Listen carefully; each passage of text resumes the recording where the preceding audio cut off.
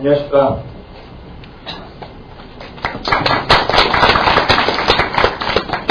네, KTH 인프라이팅 KTH 시사 박영준입니다. 5세션부터는 이제 키노트를 제외하고 이제 사회자가 없어가지고요. 네, 제가 사회가 하고 또 이렇게 하고 있습니다. 네, 오늘 이렇게 비가 오는 날도 여러분들 오셔가지고 대단히 감사하고요. 근데 동시간대에 사실 세션이 지금 3개가 열리고 있습니다.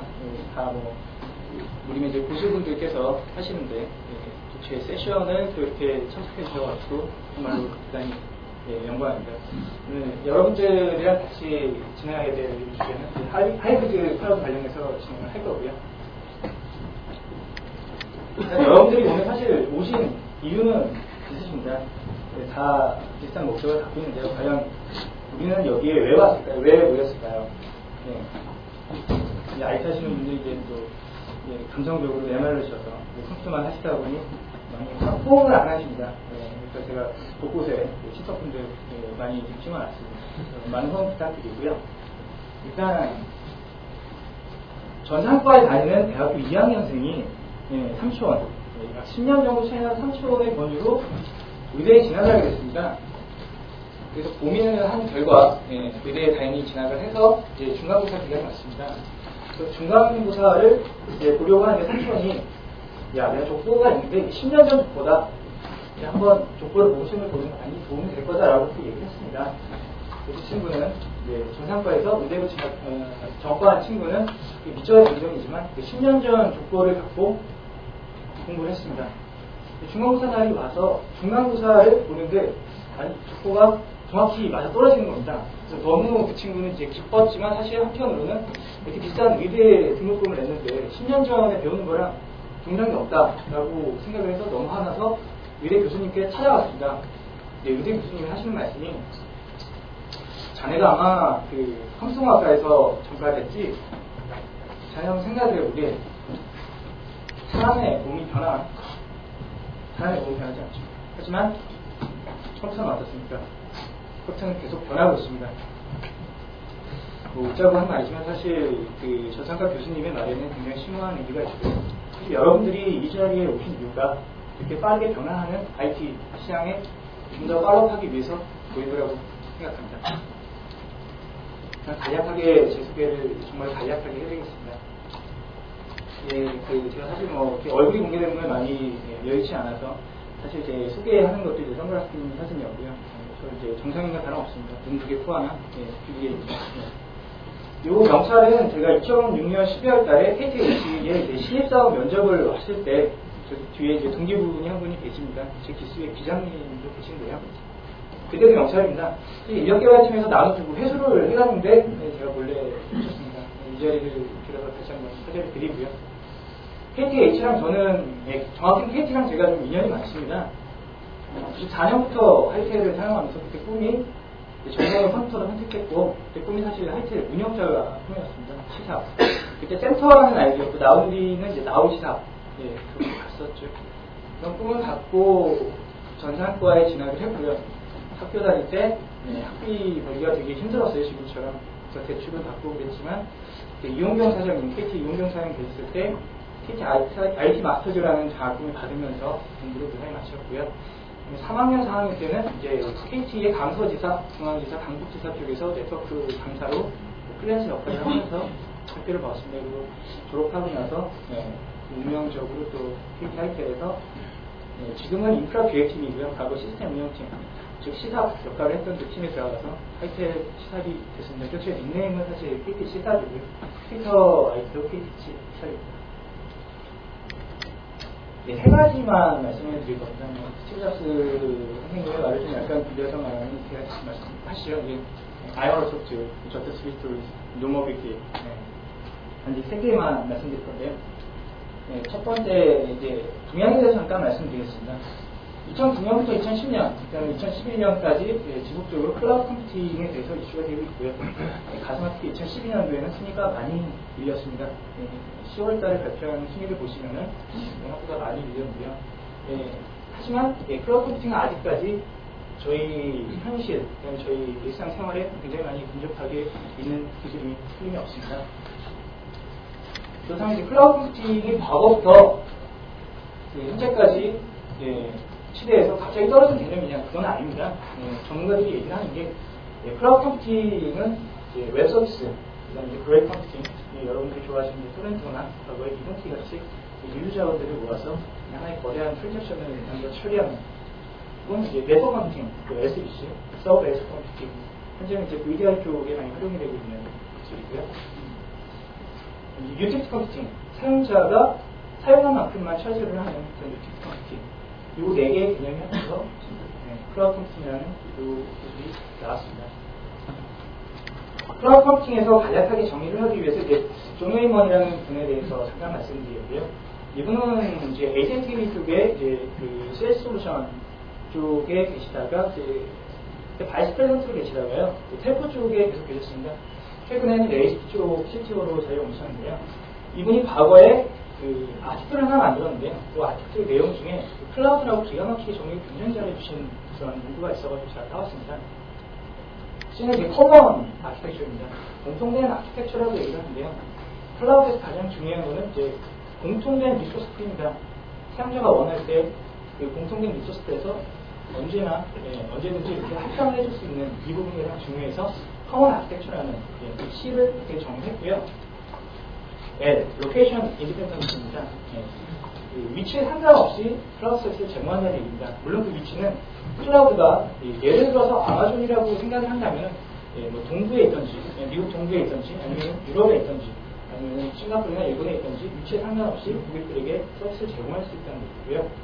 또 반대로 사용자들도 어느 위치에 있던지 서비스를 받을 수 있다는 얘기입니다. 오늘 온라인입니다. 이거는 이제 아까 그 네트워크 컴퓨팅에서 나온 개념과 마찬가지로 그 네트워크를 이용한 그런 서비스를 제공을 하고 이제 온라인 상에서 무중단으로 서비스를 다뤘죠. 무중단이죠. 서비스를 한다는 얘기고요. 이거는 유틸리티입니다. 클라우드 서비스의 장점 중에 하나가 사용한 만큼 차지를 한다는 거죠. 즉 고정자 사양이 필요 없다는 얘기입니다. 언제든지 새롭게 만들 수 있고 필요 없으면 리스토리할 수 있는 그 장점. 온디맨드는 사용자가 급격하게 증가했거나 아니면 급격하게 줄었을 때 그마다 온디맨드로 리소스를 요구할 수 있고 그럴 수 있는 온디맨드의 역할이고요. 클라우드라는 개념을 존 웨이먼이라는 분이 2010년 사실 요건 2008년 노벰버 11월 달에 정리한 사항이고요. 2010년에 한국에 오셔서 발표했던 발표 자료를 사용한 내용입니다. 클라우드 컴퓨팅의 디플로이먼트 쪽에서 생각을 하면, 배포 관점에서 생각을 하면 세 가지, 프라이빗이냐, 아니면 퍼블릭이냐, 아니면 하이브리드냐라고 볼 수가 있는데요. 일단, 원프로미스라는 거는 뭐냐면, 이제 자기 IT 부서 입장에서는 자체 자산을 가지고, 그다음에 내부 고객을 위해 서비스를 한다는 이제 프라이빗 클라우드 개념이고요. 퍼블릭은 이제 온프로미스가 아니라 오프프로미스입니다. 즉 외부에 있는 자산, 컨트롤 당연히 없는 거죠. 사실 IT 조직이기 때문에 그 자산을 가지고 외부 고객 퍼블릭하게 서비스를 한다는 개념입니다. 이 프라이빗과 퍼블릭과 하이브리드 일단 먼저 이 두 개에 대해서만 설명을 드리겠습니다. 맞춤복과 비성복이 있는데요. 이 두 개의 차이는 맞춤복은 우리 몸에 맞게 맞출 수가 있죠. 가서 제 신체를 재고 내가 원하는 소재로, 하지만 가격이 굉장히 비싸죠. 비성복은 어떻습니까? 사이즈가 사실 정해져서 나옵니다. 30다음에 32죠. 31은 없어요. 물론 이제 뭐 운동화가 다르긴 한데 결국에는 이제 내 몸과 가장 가까운 그런 옷을 맞춰야 된다는 건데요. 사실 고객이 원하는 걸 100% 만족시키지 못합니다. 자, 결국엔 맞춤법은 프라이빗 클라우드입니다. 직접 내 자산을 가지고 내가 컨트롤할 수 있는 권한이 있다는 거고요. 그 다음에 퍼블릭 클라우드 같은 경우에는 제 서브파티들이 제공하는 그런 리소스 자원은 내 요구사항에는 그렇게 많지는 않지만 그래도 어느 정도 적절히 가장 가까운 그런 클라우드를 사용한다는 게 바로 퍼블릭 클라우드죠. 장점과 단점에 대해서 잠깐 보면요. 제가 말씀드렸듯이 이제 그 프라이빗 클라우드, 내부 클라우드 같은 경우에는 내 자산이고 자체적으로 SLA, 가용성 같은 경우에도 제가 어떤 서비스의 수준을 조절할 수가 있습니다. 좀 더 엔터프라이즈 스토리지를 쓰고 아니면 좀 더 컴퓨팅 파워를 가진 자원을 사용한다면 물론 구축 비용이 높아지겠죠. 중국이 더 비싸잖아요. 그런 장점은 있습니다. 단점 이제 구축 비용이 높고 초기 구축을 할 때 얼마나 그 규모를 크게 잡냐 작게 잡냐에 따라서 굉장히 그 비용이 호가가 상이합니다. 예를 들어서 소규모 업체에서 전산실에 그 프라이빗 클라우드를 구축하는 거랑 이제 구글이나 아마존처럼 이제 축구장 몇 배 크기 IBC에 클라우드를 구축하는 거랑은 이제 그 규모의 경계에 차이가 있는 거죠. 퍼블릭 클라우드의 장점은 사용자 입장에서는 사실 구축할 필요가 없어요. 왜냐하면 그냥 구축되는 걸 사용하기만 되죠. 그렇기 때문에 크게 구축 비용이 없다는 점이 그냥 장점이고요. 규모에 상관이 없습니다. 사용자들은 원하는 리소스만큼만 사용하면 되는데 그 리소스를 작게 사용하든 크게 사용하든 천상 내 자산이 아니고 고정 픽스다운 어셋이 아니기 때문에 규모에 상관없이 정규비용 높은 확장성이라는 거는 이제 제가 이제 장기나 이제 그걸 구매할 필요가 없기 때문에 되게 높은 확장성을 제공합니다. 물론 단점은 장애가 발생하면은 어쩔 수가 없죠. 손 놓고 기다려야 됩니다. 그들이 서드파티 퍼블릭 클라우드 업체들이 해줄 때까지 기다려야 되고요. 결국엔 그래서 SLA도 의존을 할 수밖에 없고요. 특정 서드파티 퍼블릭 클라우드 업체들이 제공하는 기능을 만약에 사용한다 그렇게 되면은 그쪽 환경에 이제 좀 더 락이 되는 거죠. 그러면 향후에 내 프라이빗 클라우드 내부로 옮기거나 아니면 다른 퍼블릭 클라우드 업체들로 바꾸고 싶어도 물론 바꿀 수는 있습니다. 하지만 비용이 많이 들겠죠. 디스트럭티브 이노베이션이라고요. 이분이 사실 하버드의 이제 그 경영대학원에서 굉장히 유명하신 분이에요. 경영학계 아인슈타인이라고 부르는데요. IT 하는 사람이 IT만 하면 되지 뭐 자꾸 경영학 얘기를 하냐. 근데 여러분 이제 애플에서도 배우셨듯이 IT 하는 사람들이 이제 인문학과의 종목이 필요합니다. 컨버전스 테크놀로지라고요. 기술 경영 쪽에서 많이 나오는 얘기인데요. 존속성 기술과 와이성 기술이 있습니다. 존속성 기술이라는 것은 쉽게 말해서 현재의 그 시장에서 인정받는 기술입니다. 그 소비자들이 선택을 할 때 그 소비자들의 최소의 요구사항을 만족시키는 기술을 바로 존속성 기술이라고 하는데요. 예를 들면은 개솔린 엔진, 현재 자동차 대부분 다 개솔린 엔진이죠. 전기 자동차 쓰시는 분도 뭐 있으시겠지만 아직은 많지 않습니다. 현재 존속성 기술은 소비자들은 최소의 그 자동차 속도가 나와야 되고, 근데 과거에는 그 전기 엔진 같은 경우에는 충분하기가 불편했죠. 왜냐하면 최대 속도가 너무 낮았어요. 그러면 밖에 나와서 드라이빙 하기가 굉장히 힘들죠. 거꾸로 와이성 기술. 그래서 와이성 기술은 현재는 인정받지 못하고 있어요. 현재는 전기 엔진이 인정받지 못하고 있는데 향후에 전기 엔진이 발전을 하게 됨으로써 기존의 현재 시장에 와해시켜버릴 수 있는 개솔린 그 엔진 시장을 아예 와해시켜버릴 수 있는 것을 바로 와해성 기술이라고 합니다. 현재는 이제 토요타의 이제 프리우스 같은 경우는 연비가 40km가 넘죠. 물론 그건 이제 하이브리드이긴 합니다만, 그러니까 기업들이 굉장히 조심해야 될 게 구글과 모토로라의 이유를 보면은 모토로라 같은 경우에는 존속성 기술, 즉 피처뿐만 계속 고민을 하고 그쪽에만 연구비 R&D를 하고 그쪽만 집착을 했는데요. 결국에는 스마트폰이라는 와이성 기술이 나옴에 따라서 구글에 인수되고 나왔습니다. 제가 존속성 기술과 와이성 기술을 사실 이제 꺼낸 이유는 프라이빗 클라우드는 처음에 클라우드 기술 자체가 처음에는 존속성 기술인 그 레가시 시스템에 비해서 성능이 많이 떨어졌어요. 그리고 안정성이나 보안 그런 이슈들이 굉장히 많았습니다. 그 당시에는 대규모 업체들은 사실 퍼블릭보다는 이제 프라이빗 클라우드를 만들었습니다. 프라이빗 클라우드는 맞춤형 양국이라고 말씀드리지 않습니까? 즉 보안에 대해서는 본인이 좀 더 어떤 정책이나 컴플라이언스를 이행할 수 있도록 그렇게 맞춤형을 만들었고요. 가용성이나 안정성도 자체적으로 만들었습니다. 결국 프라이빗 클라우드를 선택할 수밖에 없었던 이유는 아직 클라우드 기술이 와해성 기술이 아니었기 때문에, 내가 완벽하지 못했기 때문에 프라이빗 클라우드를 만들었는데요. 예. 하지만 현재는 어떻습니까? 노그리드나 블랙스페이스 아니면 아마존과 같은 서비스를 사람들이 굉장히 많이 사용하고 있습니다. 왜일까요? 이미 클라우드 기술은 어느 정도 성숙도에 접어들었습니다. 그렇기 때문에 사람들이 지금 현재 많이 사용하는 거고요. 초기에는 프라이빗으로 사람들이 많이 사용했지만 그 다음은 퍼블릭 클라우드를 많이 사용하고요. 하지만 두 개의 장단점이 있지 않습니까? 그 장단점 때문에 사용자들 입장에서 결국에 하이브리드 클라우드를 선호합니다. 바로 이 하이브리드 클라우드가 오늘의 주제입니다. 두 번째 포션은 이제 활용 방안입니다. 결국에 이제 하이브리드 클라우드를 어떻게 활용할 것인가에 대해서 유즈 케이스를 세 가지로 여러분들께 보여드리도록 하겠습니다. 첫 번째, 버스팅의 개념인데요. 버스트라는 단어는 이제 터지다, 아니면 이제 고급화로 불러넘치다라는 의미인데요. 누구죠? 맞추시는 분에게는 선물을 드리지 않겠습니다. 왜냐하면 너무 유명하신 분이니까. 그래서 뭐 여기까지 마시고 뒤에 이렇게 또 있습니다. 피스. 다음이 뭘까요? 김구라 선생님과 이게 발표자에 나와 있어요. 네.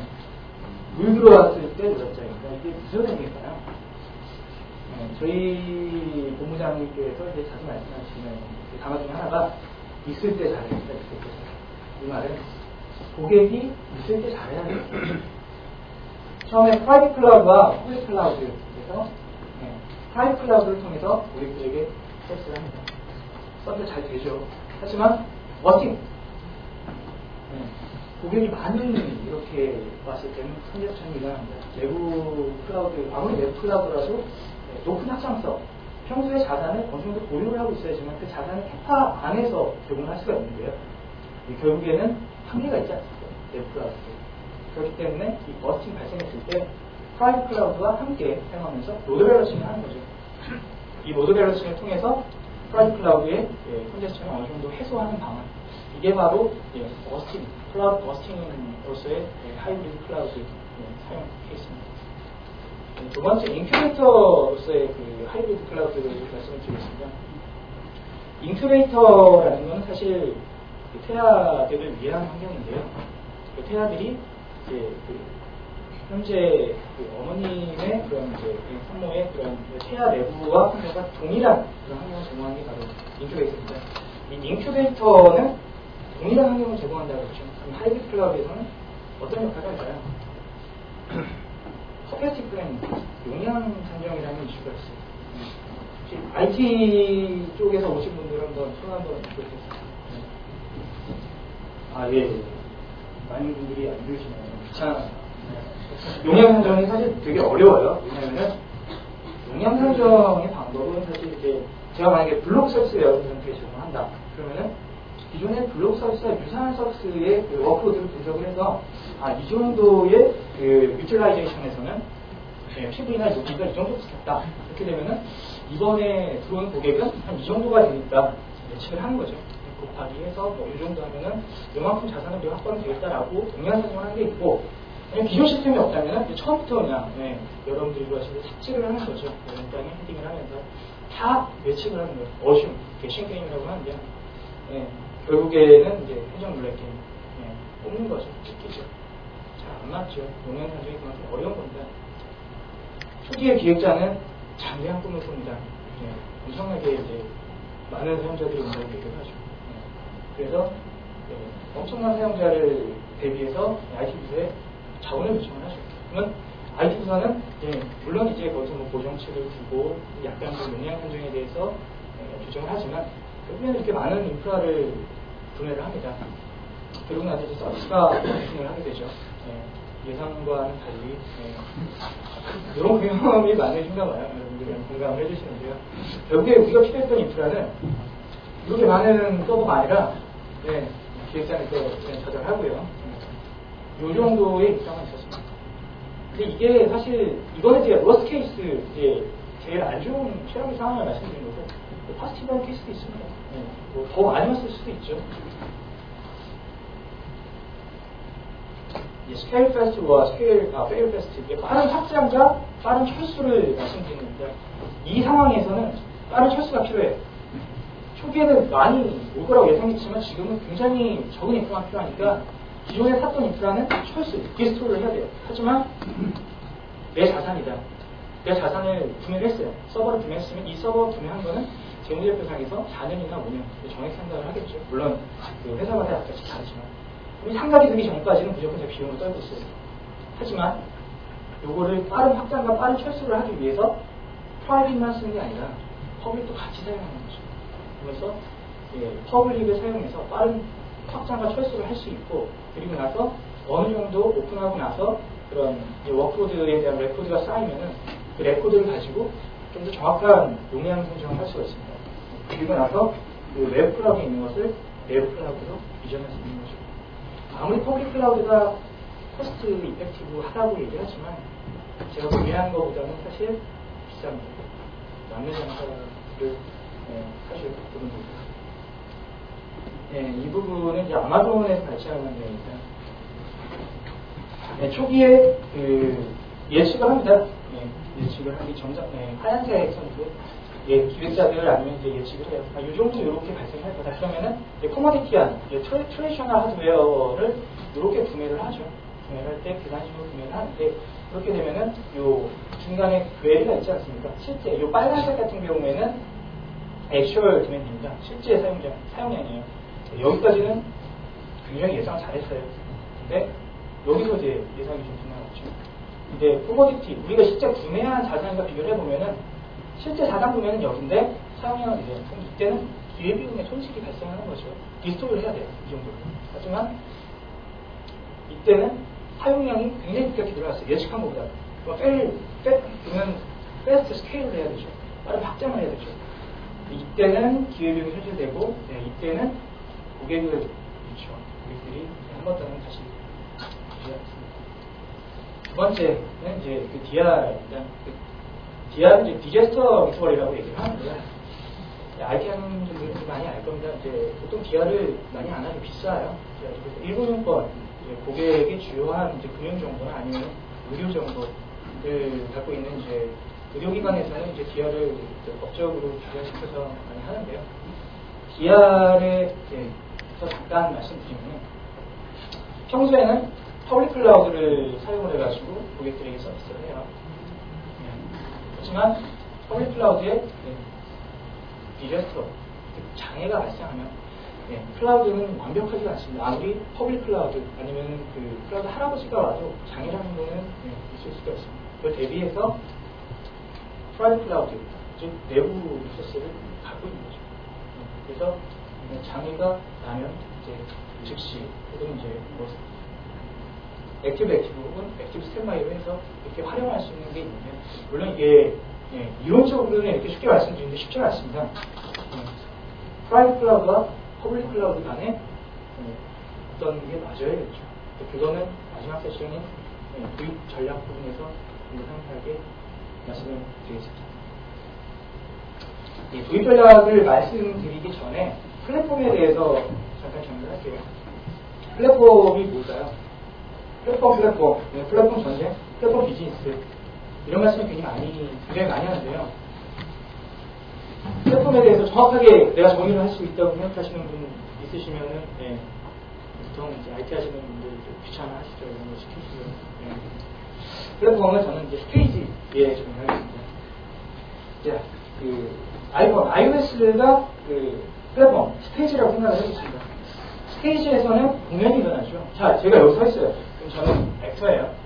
관객들은 여러분들이고요. 그럼 저는 여러분들 앞에서 이렇게 발표를 하죠. 물론 여러분들은 이제 무료 세미나니까 회의를 하지 않았어요. 그렇게 되면은 플랫폼 스테이지에서 배우는 누굴까요? 어플리케이션이죠. 어플리케이션들은 고객들을 위해서 개발자들이 배우 역할을 하고 있습니다. 제가 게임을 좋아해서 제 프로필을 보신 분이 있으시면 모르겠지만 게임로프트사의 게임을 많이 했습니다.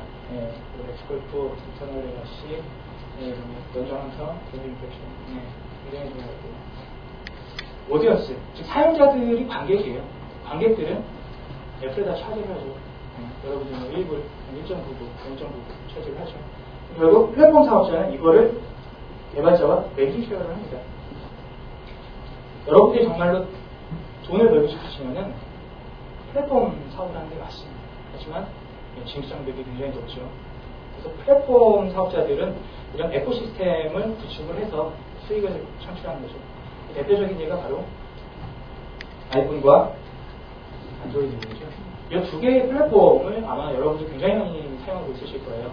기존에 아이폰을 사용하시는 분이 나는 한번 안드로이드 플랫폼으로 사용을 해보고 싶다라고 할 때 제일 먼저 고민하는 부분이 뭐냐면은 전환비용입니다. 이 전환비용에는 기존에 내가 애플 쪽에서 보면 유료 어플만 생각하는 게 아니라 기존에 제가 익숙해져 있어요. 애플에 iMessage나 물론 지금 카카오톡도 제공을 하지만 이제 아이폰 UI나 UX에 굉장히 익숙해져 있는데 그다음에 아이폰 내부에 있는 모든 데이터들을 안드로이드로 전환시키는 데 그런 공수, 전문용어로는 이제 그 멤버스라고 하지만 그런 멤버스들이 소유가 되기 때문에 플랫폼 분쟁이 발생하는 거고요. 고객들은 이런 부분에 대해서 굉장히 고민합니다. 자, 그러면 여기서 플랫폼 사업자들은 고객에 이렇게 이탈을 하지 못하도록 하는 그런 장치들이 있는데요.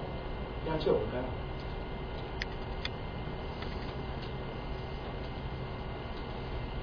요것도 제가 또 게임을 위해서 봤는데, 미노트, 문차크, 클래시패드, 게임패드, 호환성입니다.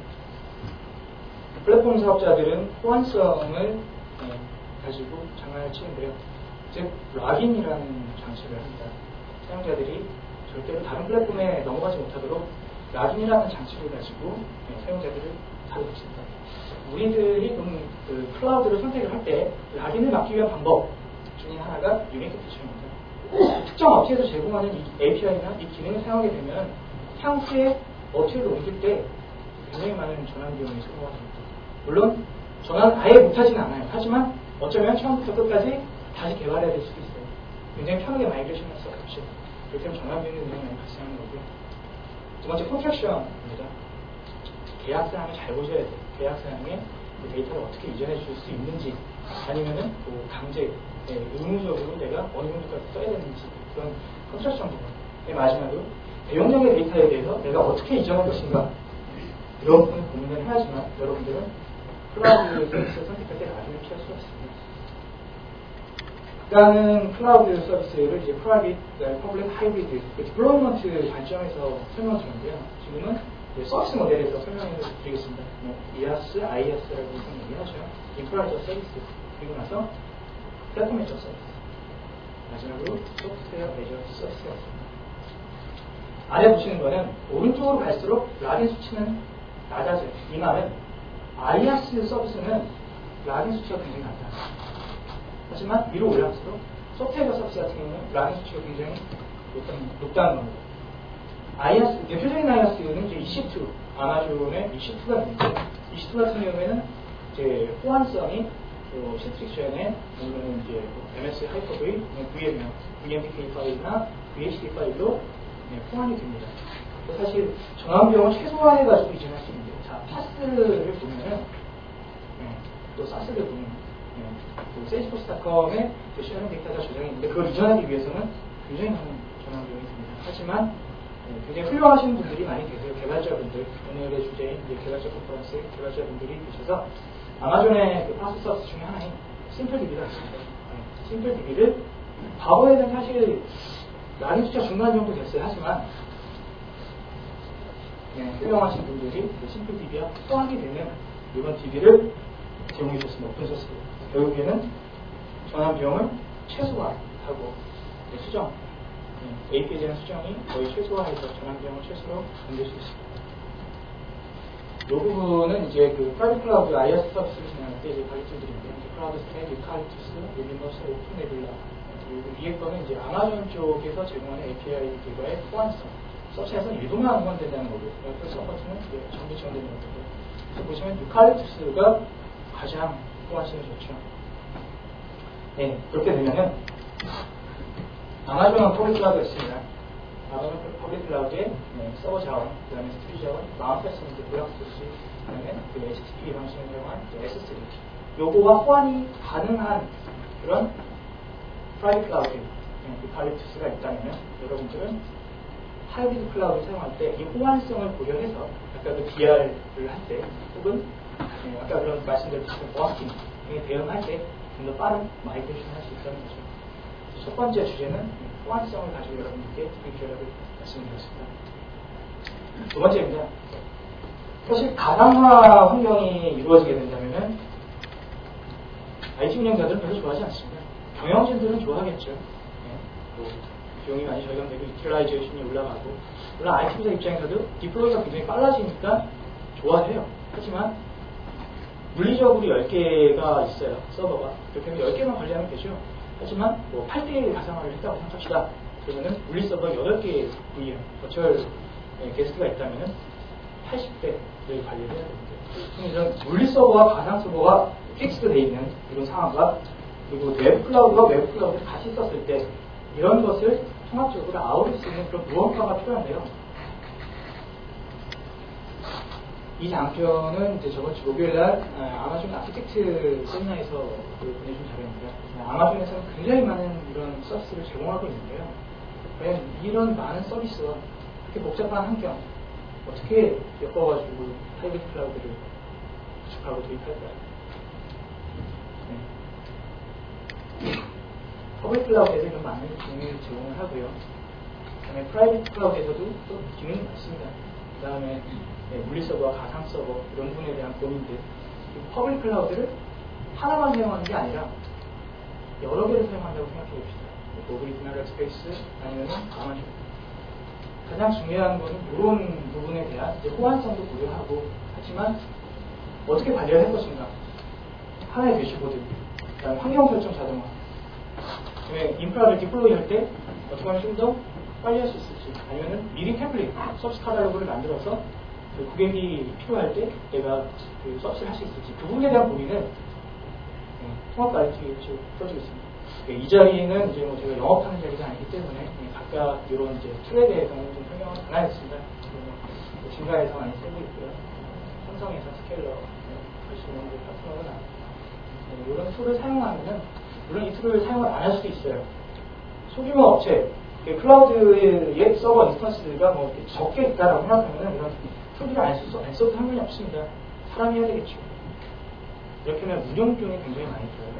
그런 운영 비용을 적게 들게 하는 툴을 사용하는 그런 아름다운 방법을 쓸 수가 있는데, 대부분 이제 엔터프라이즈급 서버 200대 넘어가고 300대 정도 되면은 반드시 하이브리드 클라우드를 고민할 때는 이 부분에 대해서 여러분들이 반드시 생각을 해야 됩니다. IT 스케일에서 또 잠깐 말씀드리면은 컨피그레이션 매니지먼트, 즉 환경 설정 자동화인데요. 이 환경 설정이 사실 외부 클라우드에 있다가 아니면 이제 외부 클라우드에 갔다가 왔다 갔다 마이그레이션을 할 때 이런 환경 설정은 사용자 혹은 이제 개발자 혹은 운영자가 바꿔준다면 공수가 많이 들죠. 그리고 또 호환성을 고려해야 됩니다. 아마존의 이제 인포트, VM 인포트 시킬 때 미리 프리디파인해야 되는 그런 파라미터들이 굉장히 많습니다. 이런 파라미터들도 미리 여기서 제공을 해주고요. 물론 내부 클라우드에서도 이런 호환성을 고려를 해야 합니다. 이런 이제 컴플레이션 매니지먼트들을 제공을 해주고, 대시보드입니다. 하이브리드 클라우드 쓸 때 또 걱정되는 부분이 뭐냐면, 그렇게 되면 통합 모니터링은 어떻게 할 겁니까? 아마존 같은 경우에는 이제 클라우드 와치라는 이제 훌륭한 것을 제공을 하지만, 사실 이렇게 기존에 우리가 클라우드 와치는 무상이에요. 하지만 저희가 기존에 사용했던 이제 유상 반지 시스템 같은 거와 비교하면 기능이 상당히 많이 떨어집니다. 그렇게 되면은 내부 클라우드와 외부 클라우드를 하나의 대시보드에서 현재 자원 사용량 아니면 디플로이먼트 배포가 어느 구역에 어떤 리전이나 어떤 어버리티존에 될 것인지, 자동화 반지는 어떻게 할 것인지 대시보드를 매니지먼트 툴이 제공하는 거고요. 마지막으로 중요한 게 이제 거버넌스에 대해서 말씀드리면, 아마존 세션은 참고로 이 제 세션 다음에 있습니다.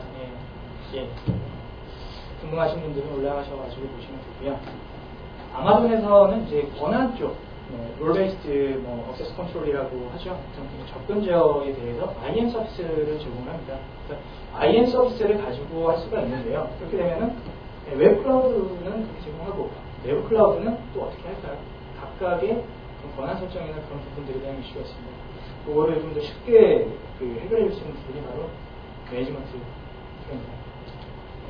결국에는 이제 거버넌스 쪽 측면에 대해서 잠깐 또 말씀을 드리면, IT 거버넌스라는 거는 IT 전략, IT 기획하시는 분들 아니면 경영 전략팀 분들은 굉장히 익숙하신 용어예요. 하지만 정말로 오리지널에 개발하시는 분들은 좀 익숙치 않은 그런 단어인데요. 거버넌스가 탄생하게 된 이유는 뭐냐면요. 사실 비즈니스 부서는 IT 부서를 잘 몰라요. IT 부서가 뭘 어떻게 하는지. 이 친구들이 이제 매년 비용을 어느 정도 쓰는데 이 비용이 과연 어디에 들어가고 그리고 이 친구들이 무엇을 하는지 모르는데, 그래서 비즈니스 부서 혹은 이제 전사가 IT 부서를 이제 통제하기 위한, 그 다음에 IT 전략에 대한 향후 계획이나 그런 부분, 프로세스, 업무 프로세스나 운영 정책, 체계에 대한 모든 이제 프레임워크, 이제 컵이 또 여기 포함이 되는데 어바운스라고 얘기를 합니다. 하이브리드에서 전에 레가시 국가와 프라이빗 클라우드, 웹 클라우드, 퍼블릭 클라우드가 있는 이 상황에서는 이 정책이 더 복잡해지겠죠. 기존의 정책과 이제 바뀌어야 될 정책, 또 외부 인프라에 대한 정책, 이 세 가지 정책들이 혼재됐을 때 엄청난 고민을 하게 됩니다. 사용량 측정을 어떻게 할 것인지, 백업 정책. 아마존에서는 이제 스냅샷이라는 백업 정책을 제공을 하는데요. 기존의 레거시 인프라에서는 스냅샷만 찍습니까? 아니죠. 결국엔 퍼블릭 클라우드는 고객의 사용 그 요구를 100% 다 수용할 수가 없어요. 그렇게 되면은 기존에 우리가 레가시 했을 때 그 백업 정책과는 뭔가 다른 그런 퍼블릭 클라우드 혹은 하이브리드 클라우드에서는 그런 거버넌스 체계를 갖춰야 됩니다. 물론 접근지와 여러분께 말씀드렸고요. 그 다음에 서비스 수준 계약, SLA도 틀려집니다. 내부 인프라에서는 가용성을 이렇게 갖고 갔는데 퍼블릭 클라우드에서는 좀 더 낮아질 수밖에 없겠죠. 형상 관리와 변경 관리, 변경했거나 수정했거나 아니면 그런 부분을 고민을 해야 되겠죠. 그래서 가장 중요한 거는 이 아까는 기존의 그 레가시 시스템에서 우리가 생각했던 그 거버넌스 체계가 동일하게 갈 수가 없어요. 분명히 반드시 변해야 되는 게 맞고요. 이런 부분이 바로 하이브리드 클라우드를 도입하고 적용할 때 여러분들이 반드시 고려해야 될 부분입니다. 네, 3분 남았습니다. 여러분들 메모해주셨다고 말씀드렸죠, 제가? 변하기 위해서. 이게 이제 오늘 퀴즈입니다. 네, 퀴즈의 그 상품은 제가 갖고 있는 한 달 동안 그 MP3를 무제한으로 듣고 한 150곡을 다운받을 수 있는 쿠폰인데요. 신체에 사람의 신체 중에 마음에 걸리지 않는 부위가 있습니다. 아시는 분 손 들어주시면 감사하겠습니다. 네. 또 뇌에도 걸리고 눈에도 걸리고 귀에도 걸리고 어딜까? 심장입니다. 심장이 왜 마음에 안 걸릴까요? 심장은 계속 뛰죠. 심장은 태어나서부터 돌아가실 때까지 계속 펌프질을 하죠. 마음에 안 걸리는 이유는 뭐냐면 계속 그 펌프질을 하기 때문입니다. 여러분들 IT를 하시는 분, IT 회사에 있으시는 분은 계속 펌프질을 하셔야 됩니다. 이해하게 여러분들이 오늘 모이신 이유고요. 결국에 여러분들, 개발자분들 혹은 비즈니스 하시는 분들 혹은 계획하시는 분들, 이 자리에 오신 분들이 여기로 돌아가셔서 아니면은 그 회사로 돌아가셔서 팀장이 되시고 계속 펌프질을 하시기 바랍니다. 일단 제 발표는 여기까지고요. 아무튼 오늘 이렇게 창사 20주년을 맞이해서 이렇게 좋은 너무 훌륭한 자리에 저를 이렇게 발표의 자리를 주신 분들께 감사드리고 마지막으로 또 이 자리에 끝까지 이렇게 참석해 주신 분들께 진심으로 감사드립니다. 개발자가 행복한 회사 KTH 시사 박형준이었습니다. 감사합니다.